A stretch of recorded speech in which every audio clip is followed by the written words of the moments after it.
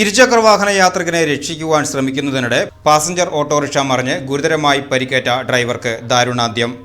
പേരാമംഗലം കുറിയേടത്ത് വീട്ടിൽ വേലപ്പൻ മകൻ 59 വയസ്സുള്ള പുരുഷോത്തമനാണ് ഗുരുതരമായി പരിക്കേറ്റ് ചികിത്സയിലേക്ക് മരണപ്പെട്ടത്. ശനിയാഴ്ച ഉച്ചതിരിഞ്ഞ് 2 മണിയോടെ വടക്കാഞ്ചേരി ബസ് സ്റ്റാൻഡ് പരിസരത്ത് വച്ചാണ് അപകടം. പ്രദേശത്തെ ഹോട്ടലുകളിലേക്ക് ഇറച്ചിയും മറ്റ് ഭക്ഷ്യധാന്യങ്ങളുമായി വരികയായിരുന്നു പുരുഷോത്തമൻ.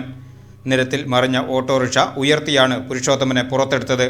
വടക്കാഞ്ചേരി ആക്സ് പ്രവർത്തകർ തൃശൂർ ഗവൺമെന്റ് മെഡിക്കൽ കോളേജ് ആശുപത്രിയിൽ പ്രവേശിപ്പിച്ചുവെങ്കിലും ജീവൻ രക്ഷിക്കാനായില്ല. സംസ്കാരം ഞായറാഴ്ച വൈകിട്ട് 5 മണിക്ക് വീട്ടുവളപ്പിൽ നടക്കും. Attention +2 students, free coaching. Logos Academy തൃശൂരും കർണാടകയിലെ പ്രശസ്തമായ നവോദയ മെഡിക്കൽ കോളേജും സംയുക്തമായി നടത്തപ്പെടുന്നു.